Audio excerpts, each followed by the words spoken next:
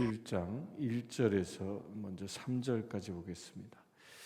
원하건대 너희는 나의 좀 어리석은 것을 용납하라. 청하건대 나를 용납하라. 내가 하나님의 열심으로 너희를 위하여 열심을 내노니 내가 너희를 정결한 처녀로 한 남편인 그리스도께 드리려고 중매함이로다. 그러나 나는 뱀이 그 간계로 하와를 미혹한 것 같이 너희 마음이 그리스도를 향하는 진실함과 깨끗함에서 떠나 부패할까 두려워하노라.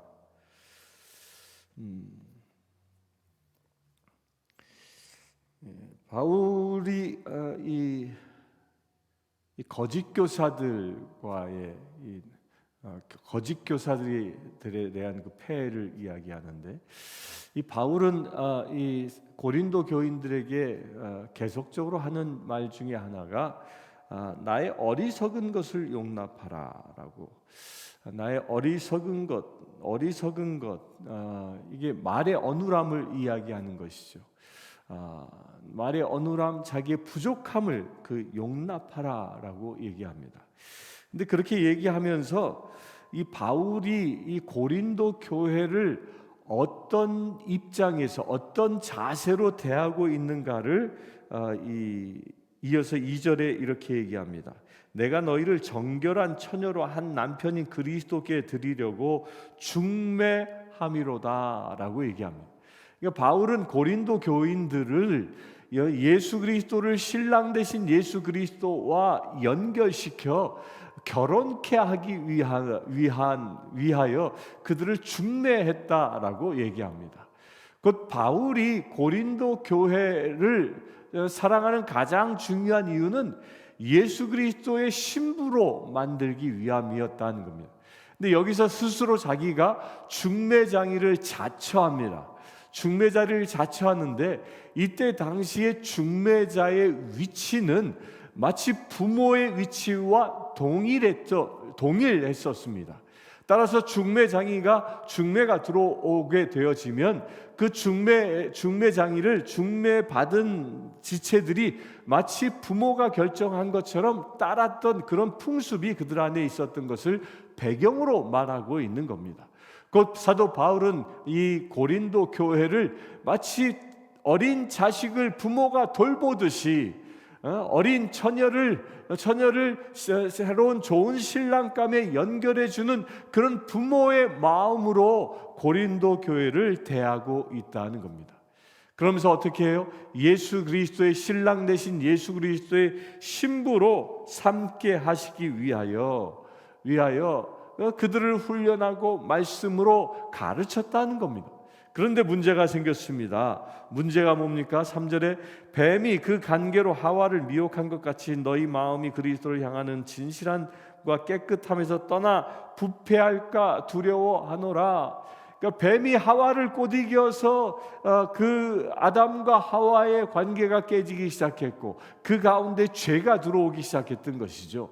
그리하여 인간이 죽을 수밖에 없는 운명에 처해진 것처럼 사도 바울이 떠나고 난 이 고린도 교회에, 그 신부된 고린도 교회에 미혹하는 영들이 들어와서 마치 하와를 쪼개어 하와를 꼬드겨서 타락하게 한 것처럼 그리스도를 향한 진실함과 깨끗함에서 떠나가 부패한 신앙인들이 되게 하는 것을 이 바울은 두려워한다라고 얘기합니다.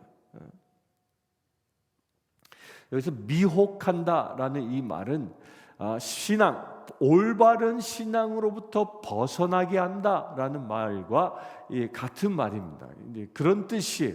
미혹은 뭐예요? 미혹은 올바로 가지 못하고 방향을 틀어버리게 하는 것. 그래야 정작 이 방향을 틀게 되면 도달하는 목적지가 달라지지 않습니까? 이것이 미혹인 겁니다. 이렇게 하는 영들이 무엇이라고? 그것이 바로 사단입니다. 이것은 마치 이 죄의 의미와도 똑같지 않습니까?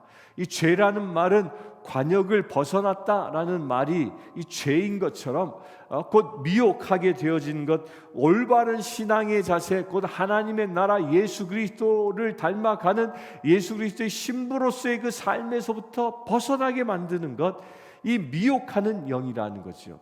이 뱀의 간교함이 무엇을 위해서? 우리가 신랑 되신 예수 그리스도를 온전히 영접하지 못하게 하기 위한 뱀의 간악함이라는 겁니다.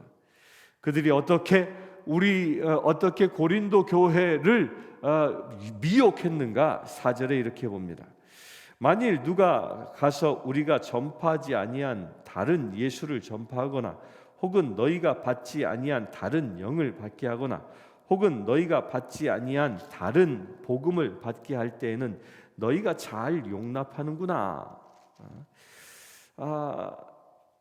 바울과 그 일행이 전하지 않은 다른 예수, 이 다른 예수는 대표적인 게 그 아리우스파, 당시 그 아리우스파라는 이 이단 종파가 생겼는데, 이 이단 종파는 어떤 것을 주장했냐면 그 예수님의 신성을 부인하고 오직 인성만 강조했던 그런 이단 종파입니다.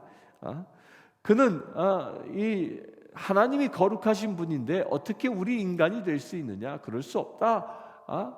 따라서 이 나자렛 예수는 온전히 인간일 뿐이다라고 했던 그런 종파들이 그때 당시 생겨나기 시작했던 것이죠.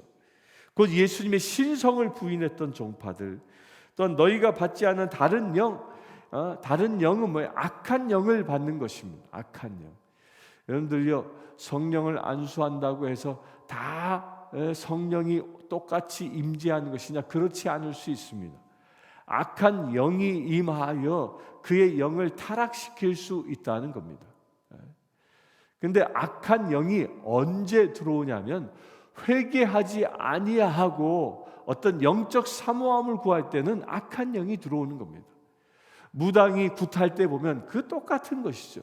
무당이 굿할 때, 구술할 때 그들이 회개하고 영을 부릅니까? 절대 그렇지 않습니다.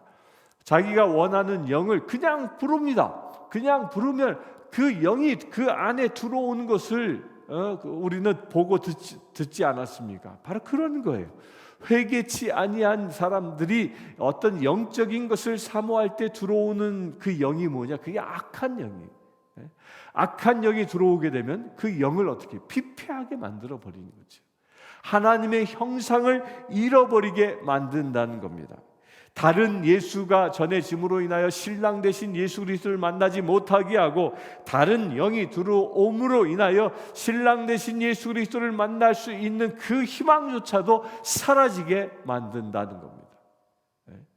이 다른 영은 무엇을 부추기냐면 하나님의 마음을 가지고 와 하나님의 마음으로 내가 변화되어지게 하는 것이 아니라 이 다른 영은 내 마음에 있는 육신의 욕구들을 더 불태우게 만드는 것, 더 충동질하게 하는 것이 이 다른 영의 특징인 것입니다.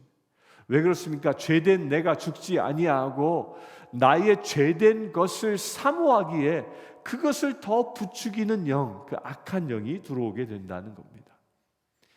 여러분들 성령의 은혜를 사모하십니까? 성령의 은혜를 구할 때마다 예수 그리스도의 보혈로 여러분들이 온전히 정결해짐을 선언할 수 있게 되길 바랍니다.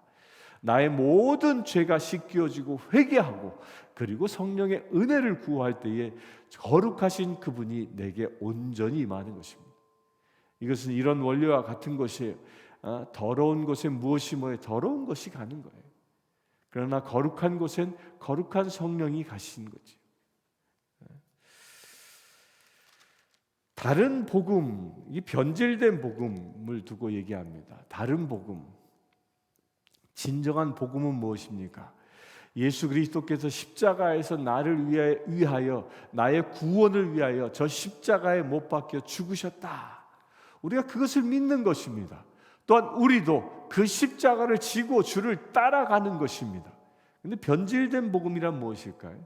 이 십자가 앞에 나를 내려놓는 일이 없는 것. 온전히 나의 십자가를 지고 주를 따라야 하는 그 삶의 여정이 없는 것.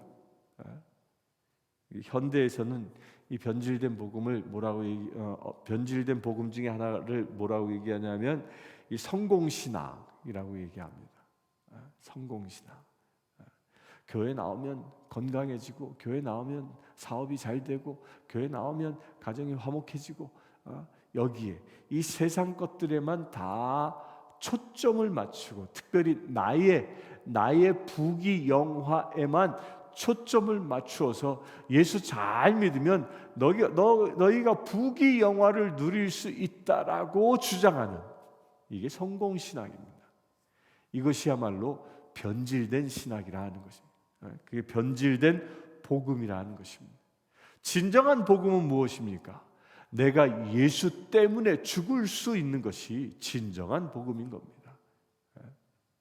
사도 바울은 바로 이렇게 세상적으로는 그가 성공 가도를 걷고 있었던 사람이었습니다. 그가 다메섹 도상에서 예수를 만나기 이전에는 유대인들 가운데서도 그는 이미 성공한 사람이었습니다. 학문적으로나 사회적인 지위로나 성공한 사람이었습니다. 또한 그는 당시에 누구나 부러워했던 로마 시민권자이기도 했습니다. 그러나 그 모든 것을 다 그는 어떻게 여겼습니까? 그는 배설물처럼 여겼다는 거예요. 그리고 그가 가는 길이 어떤 길이었습니까? 고난의 길이었던 것이죠. 5절부터 봅니다. 나는 지극히 크다는 사도들보다 부족한 것이 조금도 없는 줄로 생각하노라.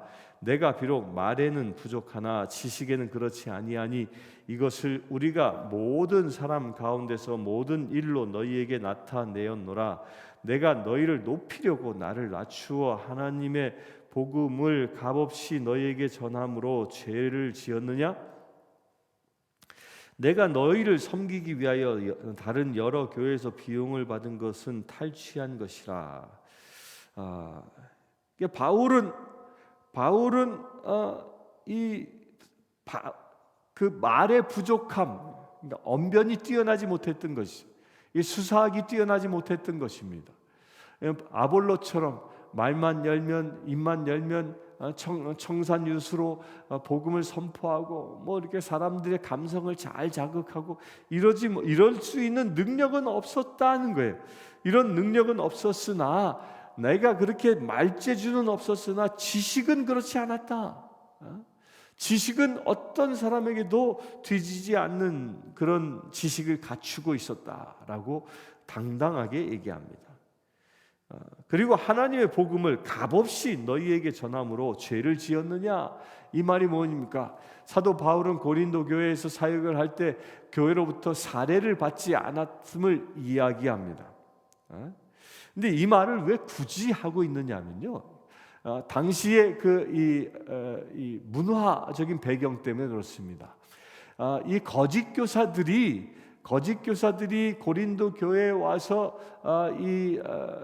그 감언 이설로 교인들을 현혹하고 있을 때, 그때 어떤 일들이 일어나냐면, 그 당시의 문화는 누군가가 어떤 연설을 하고 가르침을 주면 사람들이 모여듭니다. 그리하여 많은 사람들이 모일수록 그 연설한 사람이 받는 대가가 커지는 거예요. 이것을 두고 얘기하는 거예요. 그런데 반면에 사도 바울은 말이 부족해서, 말이 어눌해서 많은 회중들을 모아놓고 그들에게 아주 감동적인 연설을 하진 않았던 겁니다. 또한 그는 그 소수의 사람일지라도 고린도 교인들을 놓고 그렇게 복음을 전하면서 대가를 받지 않았던 겁니다. 이것을 놓고 거짓 교사들이 뭐라고 얘기했습니까? 거 봐, 바울은 언변이 부족해서 말재주도 없어서 그래서 말을 버벅거리니까, 그러니까 자기 스스로 사례를 받지 않은 거야 라고 비방했던 것이죠. 그에 대한 항변을 하고 있는 겁니다. 내가 비록 말재주는 없었을지라도 내가 전한 복음은 진짜 복음이다. 여러분들요, 저도 수없이 설교하지만 아주 아름다운 말로, 설득력 있는 말로, 감동 있는 예화를 써가면서 설교할 수 있습니다. 그런데 아무리 수사학적으로 뛰어난 설교문을 가지고 설교를 한다 할지라도 단 한마디 성령님의 감동으로 전하는 말이 내 입을 통하여 선포되어진다면 그 성령의 감동으로 전해지는 말이 영혼을 쪼개고 사람을 변화시키는 역사를 일으킵니다. 아주 좋은 말로 좋은 그 언어, 이 수사학을 사용하여 유창한 설교를 한다 할지라도 그것이 교인들의 귀는 즐겁게 할 수 있을지라도 영혼을 쪼개지 못하는 일들을 수도 없이 경험합니다. 이것을 이야기하는 겁니다. 바울은 비록 말이 부족하여 유창하게 복음을 전하진 않았지만 내가 전한 복음은 성령의 감동으로 진수를 전한 것이다. 너희들이 그것을 가지고 은혜 받지 않았느냐, 이런 얘기를 합니다. 내가 돈을 받지 않아서 나의 복음이 부족한 것이 아니라는 것이죠. 그러면서 이야기합니다. 내가 너희를 섬기기 위해 다른 여러 교회에서 비용을 받은 것은 탈취한 것이라. 이게 탈취, 빼앗았다라고 하지만 이게 강조하기 위해서 쓰는 말입니다. 내가 그들에게 간절히 부탁해서 받았다는 거예요. 고린도 교회에서 선교 사역을 하는데 물론 텐트 메이커로 자기의 필요한 것을 채우며 살았습니다. 그런데 그것 가지고는 그 텐트 메이커를 통하여 얻어진 수익 가지고는 부족하니까 그가 섬겼던 마게도니아 지역에 있는 교회들에게 도움을 청해서 마게도니아 교인들이 헌금해 준 것을 가지고 고린도 교회를 세워 나갔던 것입니다. 이것을 얘기합니다. 또 9절 봅니다. 내가 너희와 함께 있을 때 비용이 부족하였으되 아무에게도 누를 끼치지 아니하였음은 마케도니아에서 온 형제들이 나의 부족한 것을 보충하였음이라. 내가 모든 일에 너희에게 폐를 끼치지 않기 위하여 스스로 조심하고 또 조심하리라. 10절 봅니다. 그리스도의 진리가 내 속에 있으니 아가야 지방에서 나의 이 자랑이 막히지 아니하리라. 어떠한 까닭이냐? 내가 너희를 사랑하지 아니함이냐? 하나님이 아시느니라. 나는 내가 해온 그대로 앞으로도 하리니 기회를 찾는 자들이 그 자랑하는 일로 우리와 같이 인정받으려는 그 기회를 끊으려 함이라. 그런 사람들은 거짓 사도여 속이는 일꾼이니 자기를 그리스도의 사도라 가장하는 자들이니라. 이것은 이상한 일이 아니니라. 사탄도 자기를 광명의 천자로 가장하나니 그러므로 사단의 일꾼들도 자기를 의의 일꾼으로 가장하는 것이 또한 대단한 일이 아니니라. 그들의 마지막은 그 행위대로 되리라. 바울은 또다시 이 거짓 교사들과 이게 자신의 사역을 비교합니다. 비교하면서 거짓 교사들이 그렇게 거짓을 행하며 이 바울이 그렇게 마게도니아에서 온 형제들로부터 후원을 받아 생활한 것, 그 모든 것들을 비방했던 것, 언변이 뛰어나지 못해서 사람들로부터 인정받지 못하고 사례금을 받지 못했다라고 역으로 비방했던 것들에 그 비방한 그들이 어떤 사람들이냐? 거짓 복음을 주고 거짓 다른 예수를 전하고 다른 영을 받게 하고 다른 복음을 전했던 그들의 실체가 무엇이냐? 그들의 실체는 광명의 천사로 가장한 악한 영의 인도함을 받은 자다라는 겁니다. 여기서 사단의 모습을 사도 바울은 광명의 천사라 그럽니다. 광명의 천사, 가장한, 자기 스스로 빛된 사자로 가장한 자, 이게 사단의 모습입니다. 사단은요, 괴기 영화에서 보여지는 것처럼 그렇게 흉악하게 우리에게 오지 않습니다. 사단은 광명의 천사처럼 아주 빛된 자녀처럼 잘 꾸미고 나타납니다. 이게 사단입니다. 그래서 우리는 분별할 수 있어야 하는 거죠. 무엇이 사단이고 무엇이 하나님의 영인지 분별할 수 있어야 합니다. 그 분별의 기준이 무엇입니까? 내가 복음을 바로 알고 있을 때 분별할 수 있는 것입니다. 곧 사단의 일꾼인지 의의 하나님의 일꾼인지를 분별할 수 있는 것, 그것이 무엇입니까? 말씀과 성령입니다. 내가 말씀을 온전히 알고 그 성령의 감동 가운데 그 말씀을 붙잡고 살아갈 때 사단의 역사들을 우리가 분별할 수 있는 능력이 생기는 것이죠. 여러분들 그와 같이 무장할 수 있게 되길 바랍니다. 말씀을 사모하고 말씀을 무장하여 여러분들 가운데에 무엇이 빗된 사단의 일꾼이고 누가 의의 일꾼인지 분별할 수 있게 되길 바랍니다. 그 분별의 기준은 무엇입니까?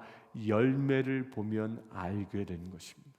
그가 어떤 열매를 맺는지, 갈라디아서 5장에서 말하고 있는 그 열매, 사단이 맺어주는 열매를 맺는지 성령의 열매를 맺는지를 보면 알 수 있습니다. 어떤 기적과 능력을 행한다는 것이 아니라 하나님의 성품을 닮은 갈라디아서 5장 22절부터 말하고 있는 그 성품이 있는지, 아니면 갈라디아서 5장 20절부터 말하고 있는 이 사단의 성품이 있는지를 보면 알 수 있는 것입니다.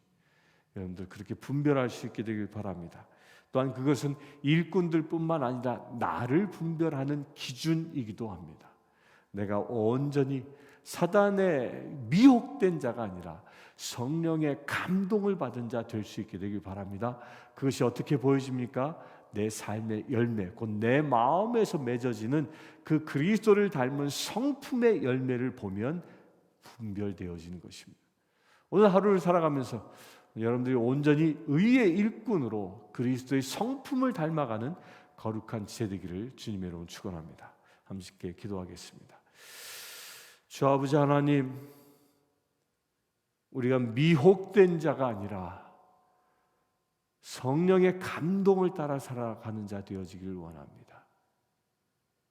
우리가 사단의 영에 속한 자가 아니라 성령에 의하여 살아가는 자 되어지기를 원합니다.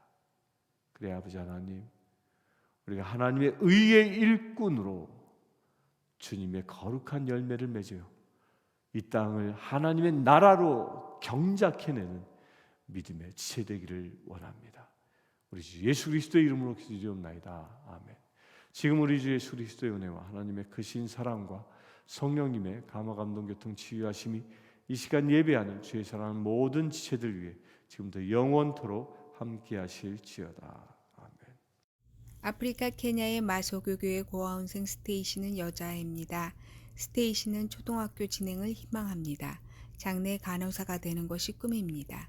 이 아이는 매달 학비와 점심 식사 비용으로 30불이 필요합니다. 이 아이의 후원자를 찾고 있습니다.